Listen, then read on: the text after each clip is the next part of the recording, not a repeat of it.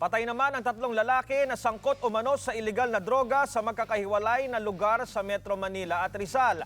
Ang tiyahin ng isa sa mga sospek, tinanggi na pusher ang kanyang pamangkin. Sadya lang daw na makulit at pasaway ito. Nasa gitna na aksyon si Jen Calimon. Bulagta at wala ng buhay ang lalaking ito na kinilalang si Armando de la Cruz matapos pagbabarili ng riding in tandem sa North Caloocan kagabi. Sugatan naman ang kanyang kasamahan na si Rico Ayenco. Galing umano sa buro lang dalawa ng tambangan ng mga hindi pa nakikilalang sospek. Na-recover sa crime scene ng isang sachet ng hinihinalang shabu at papel na may nakasulat na adik ako.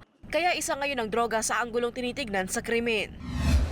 Ang karatula namang itong tumambad sa may Santiago kanto ng EDSA Pasay Rotonda. Dito tinambangan ng isang alias mata kaninang alauna ng madaling araw. Naisugod pa sa ospital ang biktima pero idineklara ring dead on arrival.